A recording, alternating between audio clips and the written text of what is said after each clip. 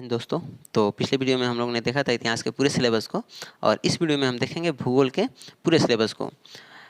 तो पिछले वीडियो में हम लोगों ने देखा था इतिहास को कितने पार्ट में बांटा गया है और कौन कौन से पार्ट से कितने कितने मार्क्स से क्वेश्चन आते हैं और किस किस पार्ट को हम किस तरह से तैयारी करेंगे। ठीक है, उसी तरह से हम यहाँ भूगोल को भी देखेंगे क्योंकि रणनीति अच्छी होनी चाहिए। अगर सफलता बड़ी पानी है, सफलता पानी ही है, तो रणनीति बनानी होगी। अच्छी रणनीति ही सफलता का मार्ग तय करता है, इसलिए हमारी रणनीति अच्छी होनी चाहिए। तो चलिए देखते हैं कि हमारे भूगोल की रणनीति क्या होगी, हम किस तरह से भूगोल को समझेंगे और पढ़ेंगे और अच्छा मार्क्स ला पाएंगे एग्जाम में। तो आपको पता होना चाहिए कि 12th का जो भूगोल है ये 2 पार्ट में बटा हुआ है। एक तो है विश्व का भूगोल और दूसरा है भारत का भूगोल। ठीक है, विश्व का भूगोल है जिसका नाम है मानव भूगोल के मूल सिद्धांत, मानव भूगोल के मूल सिद्धांत। और इसमें टोटली जो है यहाँ से लेकर के आप यहाँ तक देख पा रहे होंगे 10 चैप्टर्स हैं। ठीक है, 10 चैप्टर्स हैं। और उसी तरह से जो भारतीय भूगोल है, भारत के लोग और अर्थव्यवस्था, इसमें भी लगभग 12 चैप्टर हैं। ठीक है, तो टोटली 12 और 10 हमारा हो जाता है 22 चैप्टर। ठीक है, हमें भूगोल में 22 चैप्टर पढ़ने हैं, लेकिन डरे नहीं, इतनी सारी चैप्टर गिना देने के बाद आपको डर नहीं लगना चाहिए, क्योंकि इसको हम इंटरलिंक करेंगे। ठीक है, एक चैप्टर को दूसरे के साथ हम जोड़ेंगे और जोड़ करके पढ़ेंगे, जिससे हमारा काफ़ी ज़्यादा काम काफ़ी कम समय में हो पाएगा। तो उसके लिए पहले हम चैप्टर को अच्छे ढंग से समझ लेते हैं, पूरे किताब को, और फिर हम आपको बताएंगे कि किस पार्ट को किस पार्ट के साथ जोड़ करके हम पढ़ सकते हैं और आसानी से एक ही मेहनत में दोनों किताब आसानी से ख़त्म होता चला जाएगा। तो चलिए पहले हम देखते हैं विश्व भूगोल को। ठीक है, जिसका नाम है मानव भूगोल के मूल सिद्धांत। तो इसका जो पहला चैप्टर है उसका नाम है मानव भूगोल प्रकृति एवं विषय क्षेत्र। यानी कि पहले चैप्टर में हम पढ़ेंगे भूगोल की एक विशेष शाखा जिसका नाम है मानव भूगोल, इसके बारे में पढ़ेंगे और हम देखेंगे कि इसमें मानव के प्रकृति और इसका विषय, मानव भूगोल की प्रकृति क्या है और इसका विषय क्षेत्र क्या है, ये कहाँ कहाँ से हमें अध्ययन कराता है और किन किन चीज़ों का ये अध्ययन करा सकता है, इन सभी चीज़ों को हम पढ़ेंगे। एक्चुअल में जो मानव भूगोल है ना, वो मानव और पृथ्वी के बीच का जो रिलेशन है इसका अध्ययन कराता है।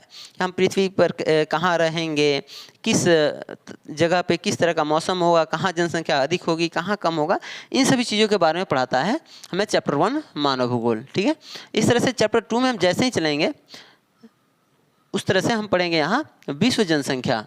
ठीक है, विश्व जनसंख्या यानी दुनिया के टोटली पॉपुलेशन के बारे में हम जानेंगे कि पूरी दुनिया में जनसंख्या किस तरह से बटी हुई है, क्या हर जगह बराबर जनसंख्या फैली हुई है या कहीं कम और कहीं ज़्यादा है, और अगर कहीं कम है तो क्यों है, कहीं ज़्यादा है तो क्यों है। जैसे कि आप अपने बिहार का ले लो, आप लोग देख रहे हैं बिहार की जनसंख्या दिन प्रतिदिन कितनी अधिक होते जा रही है। वही कई ऐसे क्षेत्र हैं जहाँ पे जनसंख्या अभी भी निम्न स्तर पे है, निम्न है। खैर अगर देखा जाए तो पूरे भारत में कहीं ऐसा बहुत ही कम जगह है जहाँ पे जनसंख्या कम हो, लेकिन दुनिया के अन्य भी काफ़ी ऐसे जगह हैं जहाँ पे जनसंख्या बहुत कम है। तो कहाँ जनसंख्या अधिक है और कहाँ कम है और क्यों अधिक है और क्यों कम है, इन सभी कारणों को हम चैप्टर 2 में देखेंगे। ठीक है, इसमें हम देखेंगे जनसंख्या घनत्व के बारे में भी और वृद्धि के बारे में भी, किस तरह से जनसंख्या बढ़ी है। दुनिया जब शुरू हुई तब से लेकर के और 10 लाख वर्षों में कितना बढ़ी, फिर आने वाले 50 वर्षों में पिछले जो 50 वर्ष बीती है इसमें कितना बढ़ी, इन सभी चीज़ों को हम देखेंगे। तीसरा चैप्टर आते ही हम इसमें पढ़ेंगे जनसंख्या संगठन के बारे में। जनसंख्या संगठन के बारे में इसमें देखेंगे कि किन किन आधार पर जनसंख्या संगठित हुई है। चौथा चैप्टर में हम चलेंगे और पढ़ेंगे मानव विकास के बारे में, मानव किस तरह से डेवलप किया और किस तरह से ये अपने क्रियाकलापों में बदलाव किया और आज ये इस स्तर पर कैसे पहुंचा है। इसमें हम इतिहास की भी कुछ चीज़ों को देखेंगे। उसके बाद में 5वां चैप्टर में हम चलेंगे और यहाँ हमें देखने को मिलेगी प्राथमिक क्रियाकलाप। प्राथमिक क्रियाकलाप कहने का मतलब है, देखो प्राथमिक क्रियाकलाप और द्वितीय, इस सब चीज़ को हम काफ़ी इंटरेस्टिंग तरीके से समझेंगे बिना किसी किताबी भाषा को लिए। हम इसको अपने भाषा में समझाने की कोशिश करेंगे। जैसे कि यहाँ प्राथमिक क्रियाकलाप को आप समझने के लिए सिंपल सा तरीका से समझ सकते हैं कि कोई भी बच्चा हो, चाहे कोई भी भूखा हो, तो सबसे पहले क्या करता है, कोई भी जीव है तो सबसे पहला उसका काम क्या होता है, उसके माइंड में सबसे पहले आता है कि भाई मैं पेट भर लूँ, भूख मिटा लूँ। तो खाना उपजाने से संबंधित जो भी कार्य आएगा या जो भी नया चीज़ बनाने से संबंधित आएगा, फर्स्ट टाइम बन रहा होगा, तो उससे संबंधित जो भी क्रियाकलाप होंगी वो कौन से क्रियाकलाप कहलाएंगी? प्राथमिक क्रियाकलाप कहलाएंगी। छठा आएगा और इसमें हम पढ़ेंगे द्वितीय क्रियाकलाप को। तो जैसे कि हमने पहले कहा है कि कोई पहले खाना सोचेगा फिर बनाना सोचेगा, तो निर्माण कार्य जो भी आएंगे, निर्माण करने वाले, यानी पहली क्रिया से जो भी चीज़ बनेगी उससे अगर कोई चीज़ बनाया जा रहा है, पहली क्रियाकलाप जो जैसे हमने बताया, उससे अगर कोई चीज़ बनाया जा रहा है, कोई काम किया जा रहा है, तो उस क्रिया को कहेंगे हम द्वितीय क्रिया। और द्वितीय क्रिया से बनी चीज़ों को या सेवाओं को अगर एक जगह से दूसरे का हम ट्रांसपोर्ट कर रहे हैं, भेज रहे हैं, तो ये कहलाएगी हमारी तृतीय क्रिया। और फिर इसमें ही हम एक और क्रिया के बारे में पढ़ेंगे, चतुर्थ क्रियाकलाप। ये सब चीज़ें आप 10th में पढ़े होंगे, निश्चित तौर पे पढ़े होंगे, नहीं भी पढ़ेंगे तो कोई बात नहीं, हम यहाँ 0 से बताएंगे। उसी तरह से आएगा हमारा 8वां चैप्टर और इसमें हम देखेंगे परिवहन और संचार को। परिवहन और संचार को इसमें देखेंगे। परिवहन और संचार आप लोग ऐसे परिवहन तो 10th के साइंस में भी पढ़े होंगे। परिवहन का मतलब होता है चीज़ों को एक जगह से दूसरी जगह ले जाना, ठीक है। तो इस चीज़ को हम पढ़ेंगे कि दुनिया में कितने तरह के परिवहन हैं, कहाँ कौन सा ज़्यादा परिवहन काम करता है, कहाँ कौन सा परिवहन कम काम करता है, कोई परिवहन अधिक वहाँ क्यों है, कोई परिवहन यहाँ पे अधिक कम क्यों है। इन सभी चीज़ों को हम इसमें पढ़ेंगे, ठीक है। इसके बाद में हम चलेंगे चैप्टर 9 में और देखेंगे अंतर्राष्ट्रीय व्यापार। अंतर्राष्ट्रीय व्यापार, इसमें क्या करेंगे हम कि जो भी, जैसे कि आप लोग देखते होंगे आपके गांव में बाज़ार लगता है, तो गांव के लोग जाते हैं अथवा अगल बगल के गांव के लोग आकर के वहाँ सब सब्जियाँ या जो भी चीज़ें बेचते हैं। जैसे एक होता है जहाँ थोक बाज़ार होता है, जहाँ बड़े बड़े व्यापारी जाते हैं। उसी तरह से होता है विश्व व्यापार, जहाँ दुनिया के विभिन्न देश और उसके जो भी व्यापार होते हैं वहाँ पे किया जाता है, तो इसको कहते हैं अंतर्राष्ट्रीय व्यापार। और इसके बारे में हम चैप्टर 9 में पढ़ेंगे। और उसी तरह से आएगा हमारा चैप्टर 10 और इसमें पढ़ेंगे हम मानव बस्तियों के बारे में, ठीक है। और इस तरह से ये भाग हमारा हो जाएगा ख़त्म और भूगोल की आधे से अधिक तैयारी हमारी यहीं पे ख़त्म हो जाएगी। लगभग हमारी तैयारी जो है 60% यहाँ पे ख़त्म हो जाएगी। आप सोच रहे होंगे 50-50%, तो सही आप सोच रहे हैं, लेकिन ये 50-50% तो ठीक है, लेकिन क्या है ना कि इसकी कई चीज़ें हैं, कई नहीं अधिकांश चीज़ें इससे मैच करती हैं। देखिए यहाँ मानव बस्ती, यहाँ पर भी क्या है मानव बस्ती, ठीक है, मानव विकास, और यहाँ पर भी मानव विकास से संबंधित कुछ था। यहाँ देखिए मानव विकास, और उसके बाद में कृषि यहाँ आया। हमने यहाँ बताया प्राथमिक क्रियाकलाप में कृषि वगैरह के बारे में पढ़ना है। तो इस तरह से चीज़ें काफ़ी आसान हो जाएंगी। अगर आप इतना पढ़ लेते हैं ना तो आपका 60% जो है ऐसे ही ख़त्म हो जाएगा। तो चिंता की बात नहीं है, हम बड़ी ही आसानी से इसको ख़त्म करा देंगे और बहुत कम समय में ये ख़त्म हो जाएगा। हाँ, और एक और ज़रूरी बात, अगर आप चाहते हैं कि आपकी तैयारी और बेहतर ढंग से हो तो आप हमारे टेलीग्राम चैनल से जुड़ जाएं, जिसका नाम है टाइम एडुकेयर 12th आर्ट्स, ठीक है। आप टेलीग्राम पर जाएं और इसे ज्वाइन हो जाएं।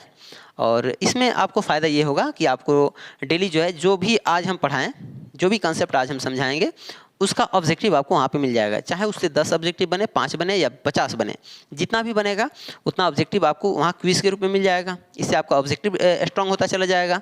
साथ ही साथ वहाँ पे आपको PDF मिल जाएगा इसका, जैसे कि हम यहाँ पे कंसेप्ट समझा रहे हैं, और इसका क्वेश्चन आंसर भी आपको वहाँ पे प्रोवाइड करा दिया जाएगा। तो एक ही जगह आप जुड़े रहेंगे और अपडेट आपको मिलता रहेगा।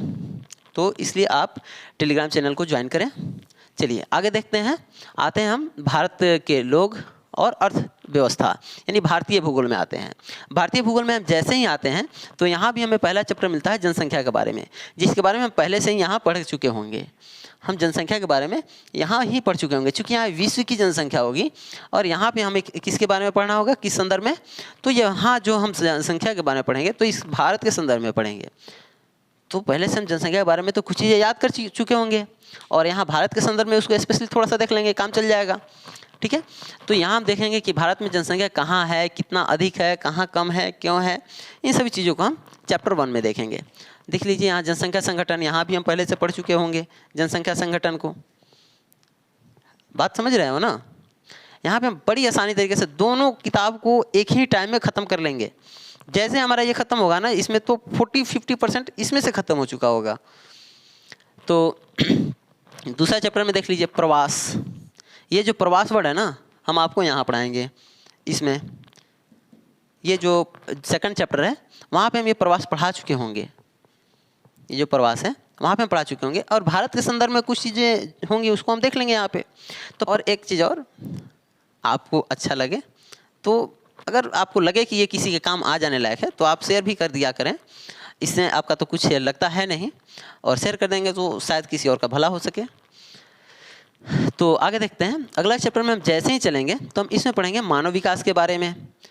जैसे कि यहाँ हम पढ़ चुके होंगे, यहाँ मानव बस्ती ये भी हम पहले पढ़ चुके होंगे। भू संसाधन और कृषि के बारे में, भू संसाधन और कृषि के बारे में यहाँ पे थोड़ा ये नया होगा हमारे लिए, और इसको अच्छा से पढ़ना होगा। इससे अच्छा क्वेश्चन भी आता है एग्जाम में, तो इसको हमें इसमें अच्छे ढंग से पढ़ना होगा। जल संसाधन, संसाधन आप पढ़ लेंगे ना तो आपको हिंदी में भी कुछ बेनिफिट हो जाएगा। जैसे कि मान लेते हैं आपको लिखना पड़ा लेख या निबंध, तो उसमें आपको संसाधन से कुछ फ़ायदा हो जाता है। खनिज और ऊर्जा संसाधन, इसको पढ़ना है हमें 7वीं चैप्टर में। 8वीं चैप्टर में हम जैसे चलेंगे तो हमको पढ़ना होगा निर्माण और उद्योग, कहाँ कौन सी फैक्ट्रियाँ हैं, कब कौन फैक्ट्री बैठाई गई, ये सभी चीज़ों के बारे में हम ज़्यादातर से जो है 8वीं चैप्टर में पढ़ेंगे। 9वीं चैप्टर में हम चलेंगे और यहाँ देखेंगे भारत के संदर्भ में नियोजन और सतत पोषणीय विकास। आप लोग 10th में पढ़े थे सतत पोषणीय विकास, आपने 10th में पढ़ा था सतत पोषणीय विकास। तो आप लोगों ने पढ़ा था कि विकास का एक ऐसा मॉडल जो भविष्य में आने वाली पीढ़ी को ध्यान में रख करके वर्तमान के ज़रूरतों को अगर पूरा करती है, तो ये जो मॉडल है सतत पोषणीय विकास कहलाती है। अर्थात हम अपना तो पेट भरे हैं लेकिन आने वाली पीढ़ी के लिए भी कुछ छोड़ के रखें, या उनके लिए भी कुछ संसाधनों को बचा कर रखें।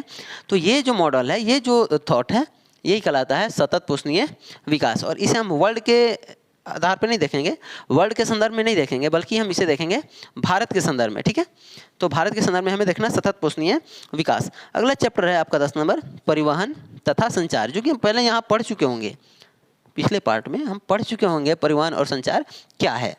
ठीक है, उसी को यहाँ पर रिपीट कर लेंगे भारत के संदर्भ में। आगे है अंतर्राष्ट्रीय व्यापार, ये भी हम पढ़ चुके होंगे पहले से ही, लेकिन यहाँ भारत के संदर्भ में पढ़ेंगे। अगले नंबर चैप्टर है भौगोलिक परिप्रेक्ष्य में चयनित कुछ मुद्दे एवं समस्याएं। भौगोलिक समस्याएं, तो हम कुछ समस्याओं के बारे में पढ़ेंगे, जैसे कि प्रदूषण के बारे में पढ़ेंगे, और ऐसे ऐसे जो भी समस्याएं हैं उन सभी समस्याओं को हम इसमें देखेंगे। और इससे आपको निश्चित तौर पर 2 से 5 मार्क्स मिलेंगे इस चैप्टर से। इस चैप्टर से 2 से 5 मार्क्स मिलेंगे, ये मैं लिखित दे सकता हूँ। कारण ये है कि आपको सरकार पढ़ा रही है, ठीक है, तो आपसे भी कुछ आकांक्षाएं रखती हैं, क्योंकि हम एक अच्छे नागरिक के तौर पे तभी बन सकते हैं जब हम अपने देश की सेवा करें। और देश की सेवा करने का ये अर्थ नहीं होता कि हम सिर्फ बॉर्डर पे ही जाकर लड़ें। देश की सेवा हम अच्छा नागरिक बनकर भी कर सकते हैं, और अच्छा नागरिक तब बनेंगे जब हमें अपने देश की समस्याओं के बारे में पता होगा। तो इस चैप्टर में देश की समस्याओं को समझाया जाएगा, तो निश्चित तौर पर इससे क्वेश्चन पूछा जाएगा। तो इसको हम बहुत ही अच्छे ढंग से पढ़ेंगे। और ये था आपके भूगोल का टोटली चैप्टर, और इसके बारे में आप लोगों ने सुना और समझा।